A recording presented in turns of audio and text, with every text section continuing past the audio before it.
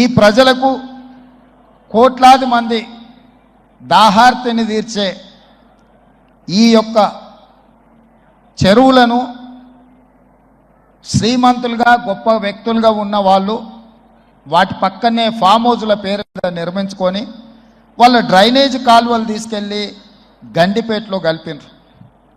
నేను ఇక్కడ వేదిక మీద ఉన్న పెద్దలతో పాటు ఇక్కడ వచ్చిన భక్తులను నేను ఒకటే మాట అడగదలుచుకున్నా.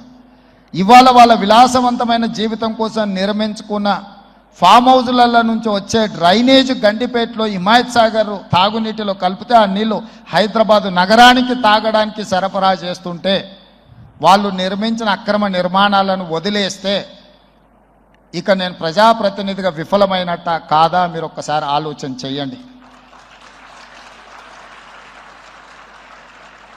అందుకే ఒత్తిడి వచ్చినా మిత్రులకు ఫామ్ హౌజులు ఉన్నా ఏవి వదలకుండా హైడ్రా అనే ఒక సంస్థను ఏర్పాటు చేసి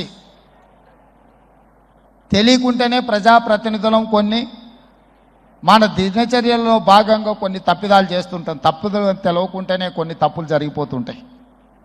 మరి ఆ ఖాతాను సవరించుకోవడానికి ఆ బ్యాలెన్స్ షీట్ను సవరించుకోవడానికి తెలిసి కొన్ని మంచి పనులు చేయాలని నేను ప్రగాఢంగా విశ్వసిస్తున్నా, నమ్ముతున్నా.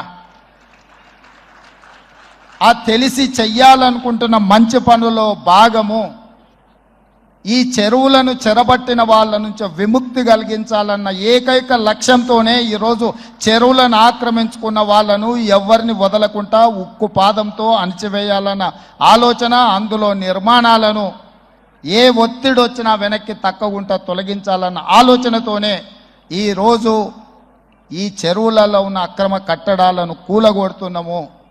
దీనికి స్ఫూర్తి భగవద్గీత అనే కురుక్షేత్ర యుద్ధ సందర్భంలో అర్జునుడు ఆయుధాలను కింద పడేసి రాజ్యం కోసం భీష్మ పితామహుడు, అదేవిధంగా కర్ణుడు, దుర్యోధనుడు, దుశ్శాసనుడు నా సహోదరులందరూ ఆ పక్కన నించుంటే రాజ్యం కోసం వాళ్ళందరినీ సంహరించడం, వాళ్ళని సంహరించి రాజ్యాన్ని సాధించుకోవడం ద్వారా ఏమి ఉంటుంది, ఏం మనశ్శాంతి వస్తుంది అని చెప్పి అర్జునుడు యుద్ధతంత్రం నుంచి తప్పుకుంటా అన్నప్పుడు శ్రీకృష్ణ భగవానుడు బోధించిందే భగవద్గీత. చంపేదెవరు, చంపించేదెవరు, లోక కళ్యాణం కోసం నీ బాధ్యతను నెరవేర్చాల్సిందే. ధర్మం బ్రతకాలి, అధర్మం ఓడాలి అంటే నువ్వు యుద్ధం చెయ్యాల్సిందే అనే యుద్ధ నీతిని ఆ రోజు అర్జునుడికి బోధించింది శ్రీకృష్ణ భగవానుడు. ఇవాళ ఆ శ్రీకృష్ణ భగవానుడి బోధనానుసారమే ఈరోజు ఈ చెరువులను కాపాడే కార్యక్రమాన్ని నేను తీసుకుంటున్నా. నాకు తెలుసు ఈ చెరువులలో నిర్మాణమైన విలాసవంతమైన ఫామ్ హౌజులు ప్రభుత్వాన్ని ప్రభావితం చేయగలిగిన స్థానాలలో ఉన్న చాలామంది వ్యక్తులు ఉన్నారు. ప్రత్యక్షంగా ప్రభుత్వంలో భాగస్వాములు అయి ఉండొచ్చు, లేకపోతే సమాజం మీద బాగా ప్రభావితం చేయగలిగిన వ్యక్తులు ఉండొచ్చు. కానీ వాటన్నిటినీ నేను పట్టించుకోదలుచుకోలే. ఇది భవిష్యత్ తరాలకు, ఇది రాజకీయాలకు సంబంధం లేదు. నేను స్పష్టంగా చెప్పదలుచుకున్నా. రాజకీయాల కోసమో లేకపోతే రాజకీయ నాయకులను కొంతమందిని దృష్టిలో పెట్టుకొని చేపడుతున్న కార్యక్రమం కాదు ఇది. భవిష్యత్ తరాలకు, మన పిల్లలకు, వాళ్ళ పిల్లలకు వారసత్వంగా మనం అందించే సంపద ఈ సరస్సులు, ఈ నదులు, లేకపోతే ఈ రోజున్న ఈ చెరువులు.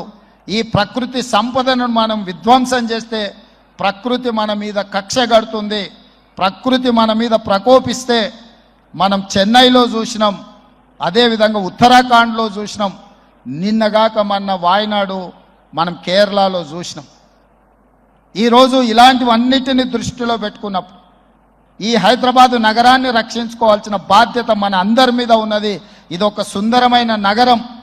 ఈ నగరానికి ఈ చెరువులే ఒక అందం. ఈ చెరువులను కాపాడే బాధ్యత ఈ ప్రభుత్వం తీసుకుంటుంది. ఎవరు ఏమనుకున్నా, ఎవరు ఏ ఒత్తిడి తెచ్చినా వాటన్నిటిని పక్కన పెట్టి చెరువులను ఆక్రమించుకున్న వాళ్ళ భరతం పడుతుంది ఈ ప్రభుత్వం అని చెప్పి నేను ఈ సందర్భంగా తెలియదలుచుకున్నా.